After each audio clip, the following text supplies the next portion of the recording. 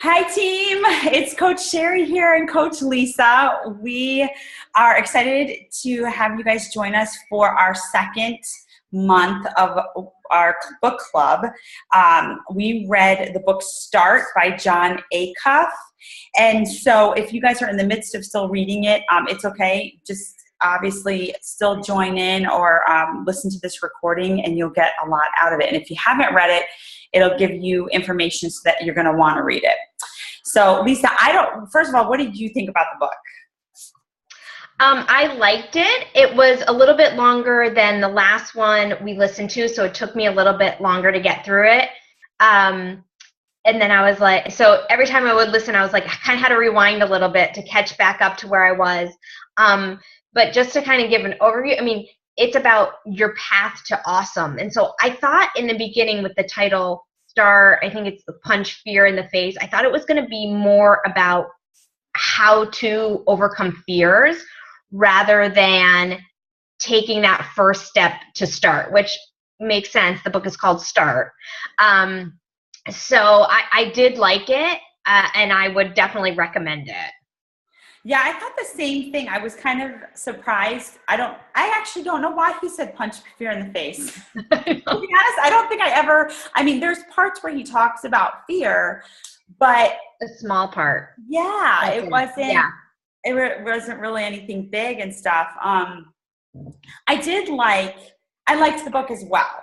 It's probably something I will go back to down the road, but it's, his perspective on your growth in business was kind of interesting, I thought. He used, the 5 stages? It was learning, editing, mastering, harvesting, and guiding. Mm-hmm. What did you think about those? Did you relate to what he was saying about those? I guess I wasn't looking so much into the stages as the stages. But I think when it finally got to the end with the, I guess, guiding, and there was, he spoke to the 3 myths. I thought that was so key, especially in our business. And I have it up here that if you don't mind, I'm just going to highlight. Ooh, where'd it go? Okay, so the first myth was you shouldn't guide until you feel ready. And I feel like sometimes as coaches join the team, they think they can't bring coaches on to their team because they feel like they're brand new and they're not ready. And that's such a myth, because if you're able to do it, you can bring on anybody and have them duplicate what you're doing. Or even if even if you just started yesterday, you can still bring somebody on and have them be at the same point as you. It doesn't matter. So that was one of the myths that I liked. And the second one was you should only share your successes. And I know this is, Facebook, social media, it's that highlight reel, and we don't want to show people our weaknesses or that we're failures, but it's something to keep in mind. We need to be real, and we need to show even the times that we don't succeed, and not just those successes, and not just those highlights and those amazing transformation stories, but okay, I just did, this, and here's the result. It's not where I wanted it to be, but I'm, moving forward, or whatever it may be. And then the third myth was that everyone should guide the exact same way. And for me, I know, when in this business, especially social media, is you see what other coaches are doing all the time, and you think you need to do what they're doing, or you need, this worked for this one person, so I'm going to give that a try, or, whether it's a workout program or a diet plan or whatever it is. And it's just a myth. You have to be you have to be true to you, and not feel like you need to do it the exact same way, or coach the same way as somebody else does, or run a challenge group the same way somebody else does, and that doesn't have to be. So I like the guiding part in the end where he talked about those 3 myths, because they really kind of resonated the most with me. Yeah, I think, and I agree with that, especially the last one, because I've gotten stuck in that, where I've compared myself, and then it ended up only defeating me and putting doubt in my head because I wasn't putting my blinders on. obviously we're all part of a team, and we're all kind of like, if you've friended other coaches on your team, you're going to see their posts, but just always keep in check that that's their path. And you might learn something if you're on the same path as that person, as far as what you're showing and your value, but don't always, like I said, like you said, compare yourself. And if you're not doing it, think, oh, I should be, because that's not your niche. It might not be your niche. The other thing along that line that I liked what he said is basically what the book says: just start. I get a lot of people, oh, it's just not the right time now, or, I've got this with my kids, I've got that, or whatever it may be. And I hate to use the word excuse, but as I'm in this business now, I had excuses. I did, and I'm not going to deny it. And I realize now that I was just putting up that wall for my business, and I shouldn't have been. That he mentions a lot about regret, that and he has some stories in there talking about, like, if you're on your deathbed and stuff, most of the people, I think they said 99% of people say that they regret they didn't live the life that they wanted to live, that they were living lives for other people all the time. And that's the truth, because even in the beginning of this business, I had some naysayers and stuff like that, and I let that catch up with me rather than just starting, just going ahead and doing it. And what did he say? He said the starting line is the only line that you can completely control. And this is something you can't deny either, is that when you start, you have to work incredibly hard at the start. You have to be deliberate and intentional and focused. You have to be a starter. And I loved, this was really poignant to me too, because most of us do live average lives, and I hate to use that, but it's the truth. That even if you look at Beachbody, I mean, we had, 30 or 25,000 people in Nissan Stadium, and the little bit amount of people that were on stage, it really makes you think, okay, it's the truth. It's that just that 10% really chose to be awesome. And he said, we all know how to do average, and it's easy when we have busy days that we don't want to invite, and we don't want to do this stuff, or even personal development. I mean, sometimes it's oh God, do I want to read a book right now? But if you want to be awesome, you've got to take that step. So that really resonated in me too. So, what else was there? I've got some notes here, so I'm sorry I'm looking at them. I know, I do too. The part about the fear that he did talk about, he was saying doubt and fear are like muscles, and every time you believe in a lie about yourself, it gets bigger, kind of easier to believe the next time it comes around. And to kind of combat that, it would be to document them and to share them. And I know that's one of the exercises that I've done in the past with one of the Rank It Up groups, and I've also done with my team, or when I've done kind of the Push to Emerald, is writing down those fears and then ripping them up. And it was I don't know, whatever it is, but for me, it was a turning point, really putting out on paper what my fears were and what was holding me back. And it really helped change my perspective. And, one of my biggest fear was, what other people thought of me. And once I kind of put it out there enough times and spoke it, and that was I was okay with letting it go. I was okay with what other people thought, good, bad, ugly, whatever, and sharing that with people, because it helped me get over it. So that was the one part of the fear that I got, the takeaway I got from him. And write it down, share it with other people, and then let it go. And it's just practice makes perfect, right? I thought something else was really cool too, that he has this one part that's called the entitlement trap. And I think a lot of new coaches, when they come on, they think, well, I'm going to make money like this. It's just going to happen. It's going to fall in my lap.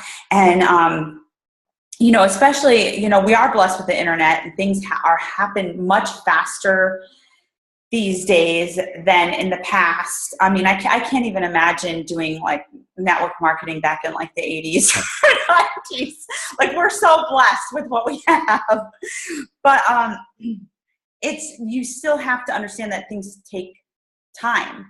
They still take, everything is day by day. And that's why there's things like, we have the daily 4s and stuff like that, or the power of 3s, is that you have to do those tasks every day. And the biggest thing is being proof of the product.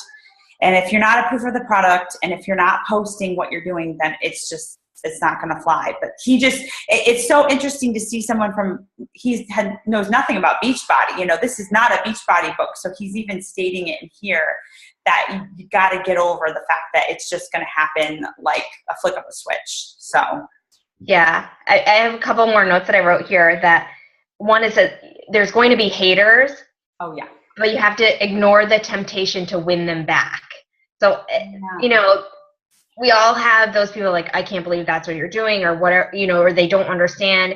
And it's kind of like, you can only do so much to prove yourself, and then it's not worth it anymore. Just let it go and move on, because it will bring you down the more you kind of put your effort into trying to get them to accept what you're doing, or how you're spending your time and what you're investing in. It's kind of not going to get you anywhere. Yeah. And then the other thing, well, do you have anything to add to that as far as? I was just going to say, the one thing I wrote down too is that he says, fear will always see you as wholly unqualified for anything you ever dream or attempt. And so he's basically just saying that to be awesome, you've got to combat, got to combat fear. And obviously, again, personal development, that's what we're doing here, is combating fear, but you're going to have fear, but it does nothing good for us. So you got to keep working past it. So that was my tip. Yeah. And I think too, along the lines, skipping back to what you were saying about the daily 4s, and it's about consistency. And there was, toward the end of the book, it was about the one-hit wonder. And it was saying a tragedy is only when someone succeeds once and doesn't try again. Mm-hmm. So it's like, okay, you get somewhere and you succeed, but you have to keep going. You have to keep starting. Like, there's going to be a starting point, but then you have to start again and again and again. You can't just get to one point and then drop off. It's kind of like, I've heard this, and I'm sure you have too, on the national wake-up calls. Like, quite a few of the elite coaches, I've heard them say, like, their first goal might have been like 2-star, or actually even hitting diamond. A lot of coaches, I think they hit diamond, and then it just stops. And then it's like they're not moving because they're not starting again. Exactly what you said. And I've heard a lot of coaches mention that even when they get rank after rank, because each level brings a whole different, level of things that are happening, and you get, part of different groups in Beachbody and things like that. So that's true. You have to always start over. Even at Emerald, a lot of coaches get to Emerald and then they're like, okay, I'm good. Well, once you get to Emerald, you have to keep getting to Emerald, keep getting to Emerald, keep getting to Emerald, so you can get to Diamond, and the same thing. Yeah. Consistency and keep going. Very true. What's I going to say too? Oh, and along the same lines of restarting too, is when you're in the midst of all this, he has, during what he calls the learning process, that there's certain times a day that you can be selfish. So when you're in this, like I said, starting your business or restarting it, it's basically his best times, he thought, were 5 a.m. in the morning, starting off your day right with your business. Or he says 11 p.m. I'm not a fan of 11 p.m. I would say my experience is like after your kids go to bed, or if you don't have kids and you work full time, when you get settled at night. Mine, I typically work anywhere from 8:30 until maybe 9:30 or 10. But he says basically is the point is that you can carve out time in your day and claim it. You've got to claim your day, or someone else is going to claim it. I mean, there's always stuff to do. So you have to make that decision to schedule it. And it says if he says, if your dream isn't worth 30 minutes, you've either got the wrong dream or you're just pretending you have one. Boom. Like that one stood out to me. I was like, okay. Yeah. And he did say willpower tends to favor the morning. Yeah. I remember that part. Yeah. So what is your morning like typically? Well, now it's setting the alarm so I can get my workout in before I get the kids off to school. But now I have my day or most of my day to commit to my business, and then trying once the kids are home, that's it. Like, except for, if there's a call or something at night. Yeah. I typically, same thing. It's adjusted since the kids went in school. Actually, it helps me when they're in school. So, but I do wake up pretty early now. I'm up at like 4:50, and I will get, I know it's big. We have a long commute to our school, so that's really the reason. But I will read my devotional and then I do my workout. But with my devotional, I've been doing my first posts with that. That's something that helps me. And then I go into my workout, and then between 8 o'clock in the morning now and like 9:30, 10, I do my work. And then I shut it off. And then I'll do it in the evenings too as well. So I thought about that. I'm just trying to see what time we're at. Okay, we have a little bit more time. What else do I have down for this? Oh, he did have a 5-step process of getting it all done. Okay, I'll help you in just a second, honey. He said a 5-step process. Do you have that part, Lisa? No. Chapter 4. It's basically, I'm sorry, hang on one second. I will be right back. Lisa, if there's anything you want to add, go right ahead. I'm looking through my notes here. So on this path to awesome, it's saying that, awesome is the adventurous thing where there's full of surprises and there's twists and turns. There's going to be that. But what we're used to is the average, the predictable, the familiar, what we're comfortable with. And average isn't going to get you to your awesome, isn't going to get you to your goal because you're just doing what you're always doing. That isn't, like I said, getting you to your goal. So sometimes you have to kind of be prepared for those twists and turns and those surprises that may be out there.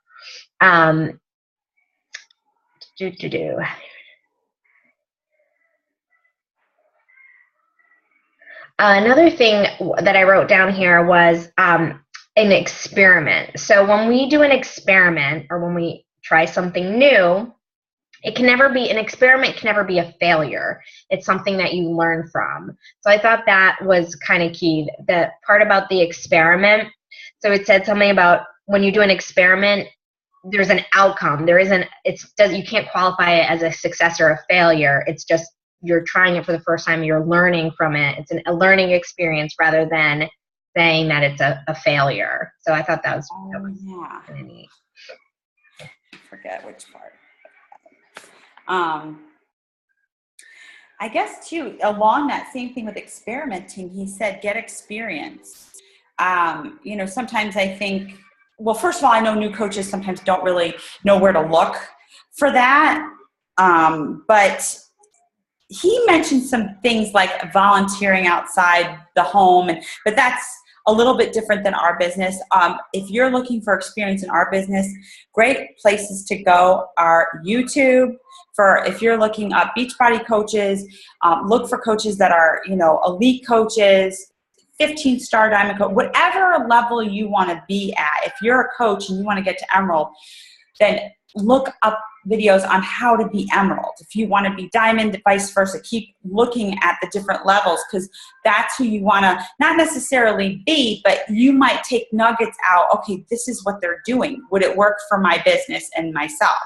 Also, like Chalene Johnson's training, you might want to invest in a little bit of money into trainings because she's obviously she's just amazing. Also, there's like confidence building. There's Trish Blackwell. She's great. She's a confidence coach.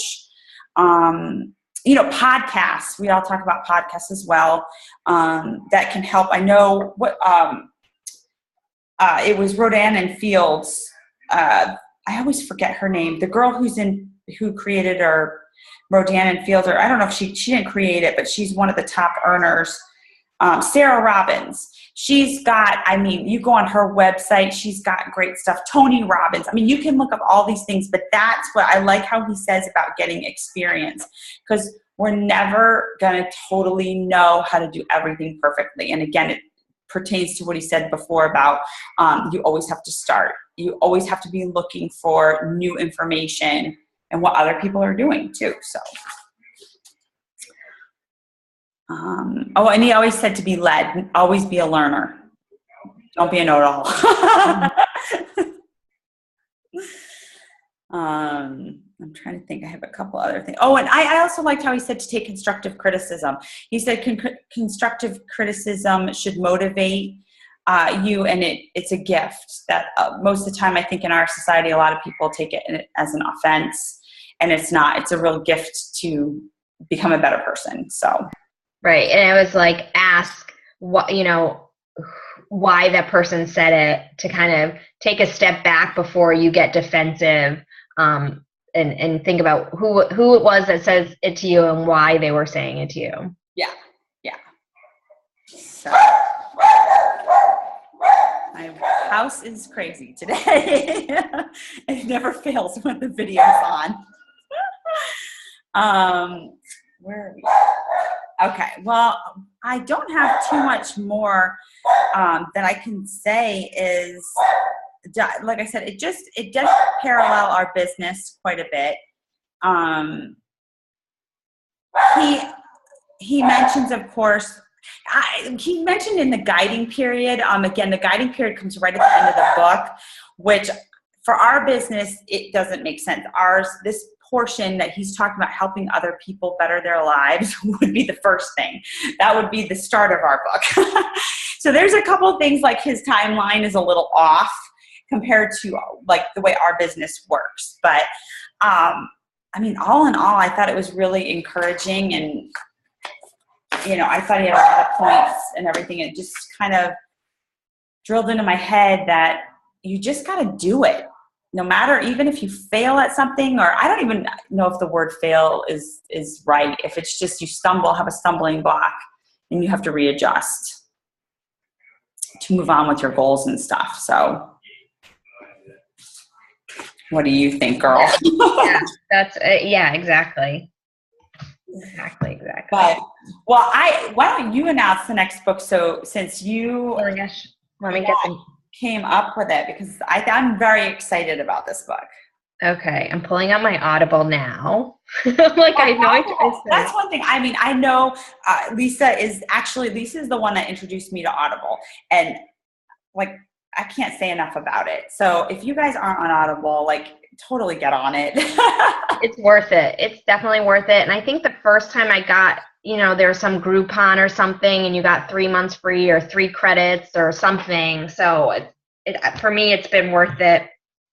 So the next book, and Sherry and I came up with a schedule. So we're going to do 1 book a month and meet on the second Thursday at 10 a.m. Eastern time for our monthly book club discussion. So I'm super excited about that, so we can stay consistent and make sure we're getting at least 1 book in a month. So this next book is called The Miracle Morning for Network. Oops, I just started for network marketers. Yay, I'm so excited.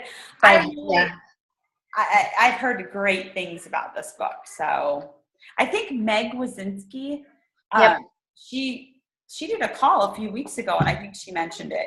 Yeah, it was in her call. That was, if you haven't checked it out, it's within Janelle's Team Hardcore. It was creating massive action with minimal time.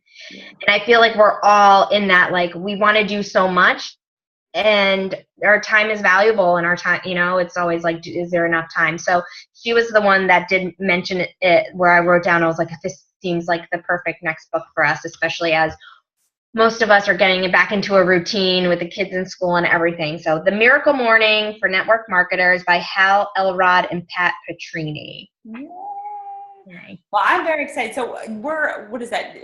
We have about 3 weeks. We might have a little bit more than 3 weeks this month, I think. So that should be plenty of time, especially even if you.